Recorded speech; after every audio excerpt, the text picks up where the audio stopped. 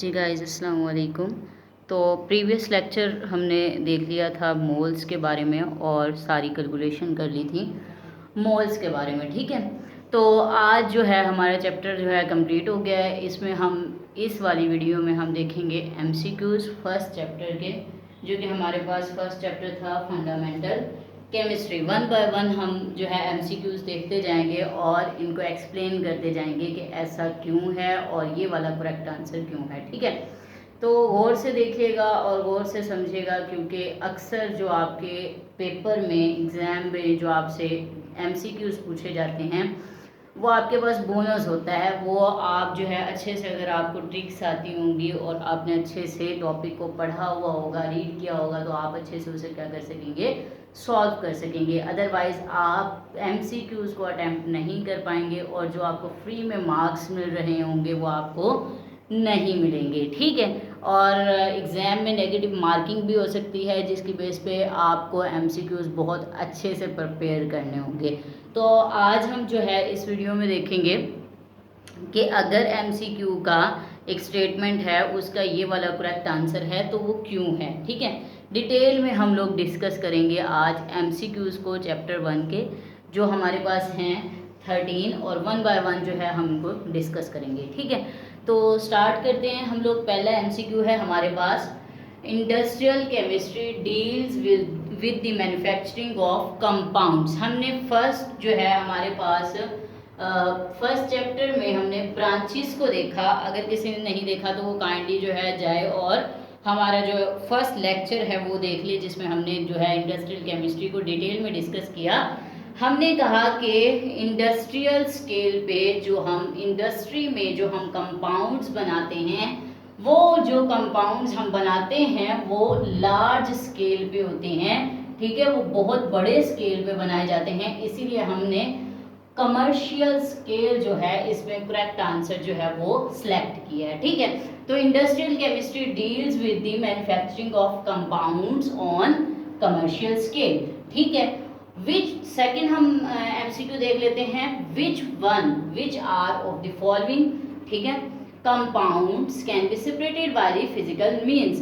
अब ये स्टेटमेंट किसके बारे में ठीक है, ऐसा कंपाउंड जिसे हम फिजिकली मीन से सेपरेट कर लेते हैं। तो मैंने डिटेल में आप लोगों को कंपाउंड और मिक्सचर, जहाँ पे हम डिटेल में डिस्कस कर रहे हैं, वहाँ पे आप वीडियो देख लें मिक्सचर के बारे में, जहाँ पे डिटेल में बताया गया। उसमें मैंने आपको बताया था कि फिजिकल मीन्स के ज़रिए से हम जो है मिक्सचर को सेपरेट कर सकते हैं, ठीक है। अब मिक्सचर को सेपरेट कर सकते हैं फिजिकल मीन्स के ज़रिए से। वो फिजिकल मीन्स कौन कौन से हो सकते हैं, वो फिल्ट्रेशन आपके पास हो सकती है, वो आपके पास डिस्टिलेशन हो सकती है, ठीक है। वो फिजिकल मीन्स जो होते हैं उसके ज़रिए से हम क्या कर सकते हैं, हम किसी भी कंपाउंड को जो है वो सेपरेट कर सकते हैं, बशर्ते कि वो मिक्सचर होना चाहिए, ठीक है।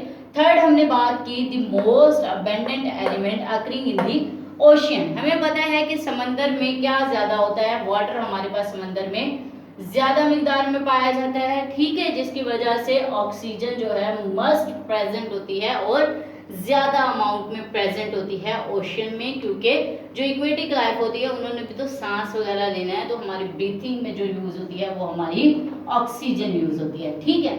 तो ऑक्सीजन हमारे पास थर्ड का जो एमसीक्यू है उसका करेक्ट आंसर है। इसके बाद है the most abundant element found in the earth crust. जमीन से ऊपर वाला हिस्सा जो होता है उसे अर्थ क्रस्ट कहा जाता है, ठीक है। अब ऑक्सीजन उसमें ज्यादा मिकदार में प्रेजेंट होती है, ठीक है। हम फिफ्थ एमसीक्यू देख रहे हैं, the third abundance gas found in the earth's atmosphere.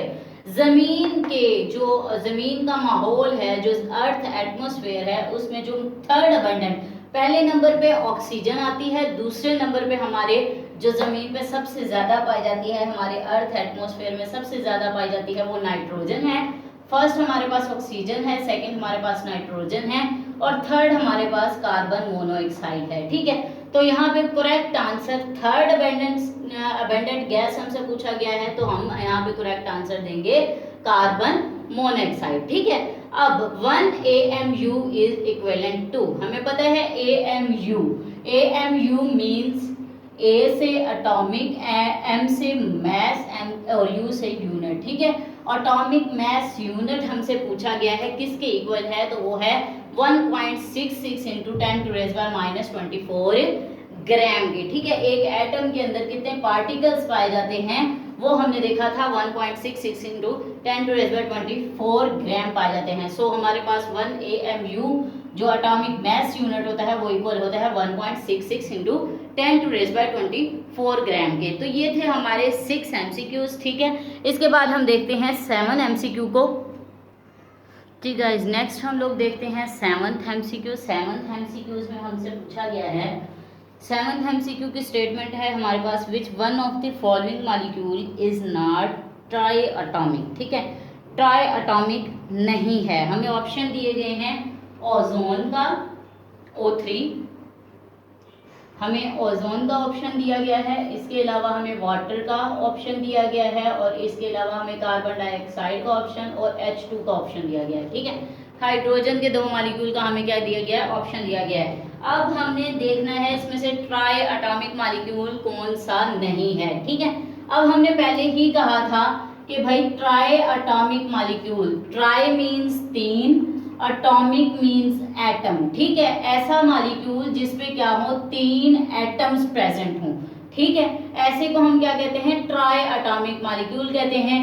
तो ऑक्सीजन 3 है हमारे पास, ये भी ट्राई एटॉमिक है। यहाँ पे 2 हाइड्रोजन और 1 ऑक्सीजन 3 है, तो ये भी ट्राई एटॉमिक। 1 कार्बन और 2 ऑक्सीजन, तो ये भी 3 ट्राई एटॉमिक हो गया। ठीक है, और ये हमारे पास हाइड्रोजन 2 है। इसका मतलब है सिर्फ ये हाइड्रोजन, जो हाइड्रोजन का मॉलिक्यूल है जिसमें हाइड्रोजन हाइड्रोजन के साथ कंबाइन हो रहे हैं और H2 बन रहा है, ये हमारे पास क्या है, ये डाई एटॉमिक मॉलिक्यूल है, इसमें 2 एटम हैं। ठीक है, तो ये ट्राई एटॉमिक मॉलिक्यूल हमारे पास नहीं है, बाकी सब हमारे पास क्या है, ट्राई एटॉमिक मॉलिक्यूल हैं। ठीक है, so correct answer is H2, A option. ठीक है, अब 8 को देख लेते हैं। 8 में हमने क्या किया था, mass of 1 molecule of H2O, हमें वाटर का मास फाइंड आउट करना है। 8 में हम MCQ देख रहे हैं, तो वाटर का जो 1 मॉलिक्यूल में जो मास होता है वो देख लेंगे। हाइड्रोजन 2 होते हैं, हाइड्रोजन का 1 एटॉमिक मास होता है, तो 2 हाइड्रोजन है तो 2 एटॉमिक मास है। ठीक है, अब ऑक्सीजन का हमारे पास 16 होता है, जब इनको हम कंबाइन करेंगे तो इनका सम अप करने के बाद हमें 18 आंसर मिल जाता है। तो 1 मॉलिक्यूल में 18 AMU होते हैं वाटर के। ठीक है, तो ये था डिटेल आंसर हमारे पास किसका, वाटर का। ठीक है, 8 वाले MCQ का। इसके बाद आ जाए 9th वाले MCQ का। तो 9th वाले MCQ में हमसे पूछा गया है H2SO4 का मॉलिक्यूलर मास क्या है, H2SO4 का। ठीक है, H2SO4 का हमसे मॉलिक्यूलर मास पूछा गया है। तो इसमें हमारे पास हाइड्रोजन कितने हैं, 2 हैं। ठीक है, और हमारे पास सल्फर 32 होता है और ऑक्सीजन हमारे पास 16 होता है। तो इसको मल्टीप्लाई कर देते हैं 4 से। ठीक है, तो जब हम इनको कंप्लीट मल्टीप्लाई करेंगे और सम अप करेंगे तो हमारे पास जो आंसर आएगा वो 98 ग्राम आएगा। ठीक है, सो मॉलिक्यूलर मास को ग्राम में रिप्रेजेंट किया जाता है। ठीक है, लेकिन जो मोल होता है उसको ग्राम मोल में रिप्रेजेंट किया जाता है। हमेशा याद रखिएगा, जो मॉलिक्यूलर मास होता है उसको ग्राम में रिप्रेजेंट किया जाता है, और AMU आपके पास एटॉमिक मास यूनिट तब आता है जब आप मोल की बात करते हो। ठीक है, तो 98 ग्राम हमारे पास H2SO4 का मॉलिक्यूलर मास आ गया। इसके बाद हम देखते हैं 10th MCQ, molar mass of oxygen in AMU। हमसे पूछा गया AMU में हमने ऑक्सीजन का मोलर मास बताना है। हमारे पास ऑक्सीजन कितनी होती है, 16, 2 ऑक्सीजन के एटम हैं, तो हम क्या करेंगे 16 को मल्टीप्लाई कर देंगे 2 से, और हमारे पास आंसर आ जाएगा 32 AMU। हमसे मांगा गया है AMU में आंसर आपने देना है, तो हमारा आंसर आ जाएगा 32, विच वन इज करेक्ट आंसर। ठीक है, और ए इसमें ऑप्शन जो है ए वो करेक्ट है, 32 AMU। उसके बाद आ जाए हमारा 11th MCQ है। हमसे पूछा गया है number of moles find out करें। 5 ग्राम हमारे पास है कार्बन डाइऑक्साइड, इसके number of moles find out करें। हमने मोल का फार्मूला देखा था, हमने कहा था mole is equal to mass in gram divided by molar mass. Mole is equal to mass in gram divided by molar mass.